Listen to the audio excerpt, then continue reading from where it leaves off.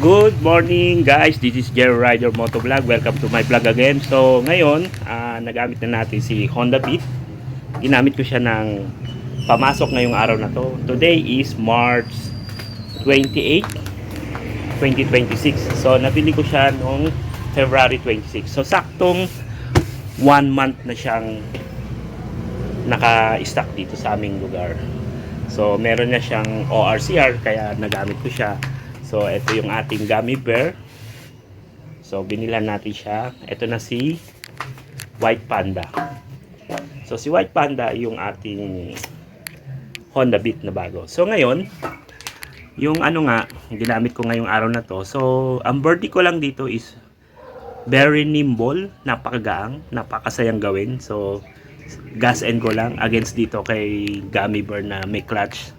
So, minsan kasi naninibago ko, akala ko may clutch to si Honda Beat, yung pala wala, gas and go lang. So, re-reviewin ko lang, siguro yung iba, kung na-review na nila o hindi. So, gusto ko lang mag-add or mag-share ng aking mga comments sa Honda Beat na to, version 3, so 2024, kulay white siya. So, ang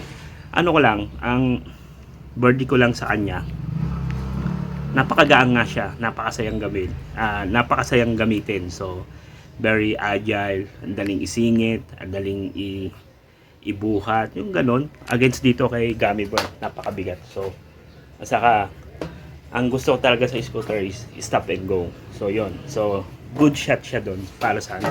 So, kung galing ka sa mabigat na sasakyan, na motor, tulad nitong gummy bear, nasa 155 or parang mga 200 na ang bigat nito, kasi meron akong top box, dito napakagang. So, naninibago ako, masayang ako kasi siya, napakagaang. So yun ang isa kong comment, magaang siya para sa akin kasi from heavy to light motorcycle. So ang isa ko ring comment pa is yung stability niya. So since magaang nga siya, medyo hindi siya stable sa mga sudden bumps and sudden na mga lubak. So pag medyo mabilis kang umaandar tapos bigla kang na humps, bigla kang nalubak or uneven road na nadaanan mo is magwiwigil ka. So parang siya, magaang nga kasi. Tapos number 1 is magaang siya, number 2 is maliit din yung gulong against dito sa gulong ng aking gummy bear. Ito kasing una na to is nasa 110/70. Yun, nasa lang yan, maliit. So yun, and isa pang naging comment ko is hindi ko sure, wala pala siyang passing light. So, nung hinahanap ko siya kanina, may nakakasalubong ako, hindi ko alam kung may passing light to. So, wala. Siguro yung iba gumagawa o naglaro. Pero sa scooter ba, wala bang passing light, mga ka-riders? So, mag-comment na lang kayo dyan, hindi ko rin sure. So, nabinyagan na siya. So, may dumi na siya sa dinadaanan ko, maputik talaga. So, wala siyang passing light. So, yun ang comment ko lang dito. Maninibago ka kung from here sa gummy bear ko kasi may passing light to. So every time na may masasalubong ako, pinipindot ko lang yun para mag-blink yung ilaw ko. Ibig sabihin magpa-passing ka or diretso ka sa kalsada para malaman ng mga kasalubong mo at ng ibang motorista na dadaan ka. Dito kasi wala eh. So busina lang ginagamit ko. So yun din ang comment ko sa scooter. Then other comment ko rin is yung this one.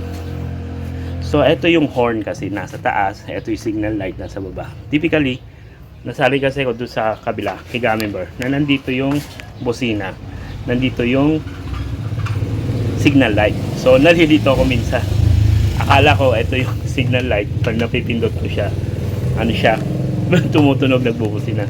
So ito pala yung signal. Pero sa una mong gamit, maninibago ka kasi kung galing ka sa isang bike na ang busina nandito yung signal light, malilito ka. So ito, nabili ko transformer emblem, nasa likod niyan Honda emblem, so tinakpak. So ito rin mga gold nuts, binili ko rin yung additional. So itong isa na to, medyo sabi nga nila mababaw. So kung maglalagay ka ng mga gamit yan, possible na malaglag. So mag-upgrade ka na lang siguro. May nakita ko ngayon na nakalock siya, sarado. So bibili na lang ako sa Shopee Or mas mahal sa Shopee kasi may delivery pa. So maghanap na lang ako sa shop kung meron. Siguro mga 50 pesos lang. And then additional is malakas yung vibration niya. Ewan ko kung may nagsabi ng mga nag-review or something. Malakas yung vibration niya. Malakas siya. So nanginginig yung kamay ko. So iyon ang isa kong napansin sa review dito. Maano siya, malakas yung vibration. Ewan ko kung maglagay dito ng bar end na matigas, something. Sabi nila nababawasan daw yung vibration kung naglalagay ng bar end. Hindi ko sure, hindi ko pa kasi nagawa. Before kasi akala ko yung bar end is aesthetic lang. Pero may nababasa ako, narinig na pag naglagay ka raw ng bar end dito sa mga dito, nababawasan yung vibration niya. So yun, siguro hindi ko alam kung malakas lang yung motor kasi malakas yung vibration. Yun. And another thing na aking napansin, medyo masakit siya sa puwet pag matagal na. Siguro hindi ko alam. Dapat dito ako siguro nakaupo dito sa banda rito kasi napupunta ako rito. Medyo sumasakit yung puwet mo pag matagal na yung rides mo. Siguro yun daw yung comment ng iba sabi nila, medyo manipis yung upuan nito against kay Mio. Kasi nakita ko sa review, kung gusto mo raw nga na malapad na upuan, bili mo yung Mio 125i. Mas malapad yung upuan dito. Pero itong Honda Beat is medyo makitig na, slim. So hindi ko alam, baka sa positioning na ng pag-upo ko kaya nananakit yung puwet ko ngayon. So yan lang yung mga napansin ko ngayon sa ride na ginawa ko, pamasok ngayon sa trabaho. So yan, sa mga dinadaanan ko napuno ng putik. Nakikita nyo, may mga putik na. Maputik kasi ito sa dinadaanan ko sa bundok. So then eto, okay naman yung gulong niya na stock. Made in Japan daw. Ayan, makikita nyo, Japan. 1990 yung stock nga, sabi ng ibang nag-review. So yan, nabinyagan na si White Panda.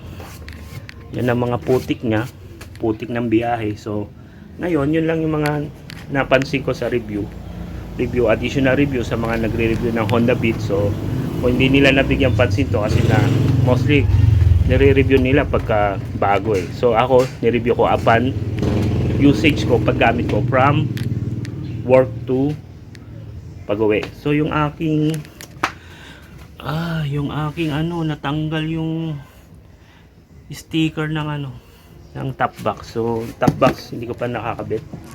Iniisip ko nga ako ikakabit ko. Nakabili na ako ng bracket ng hindi tanggal grab bar, Rock X. So yan lang mga ka-riders. So ito yung isang motor ko, si Gummy Bear Black, si White Panda.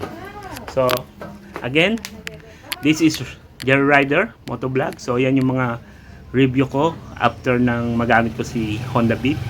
So this is Jerry Rider Motovlog. Please subscribe, follow and share our video, and abangan nyo uli ang aming mga comment kung meron pa. Ride safe always. Bye bye.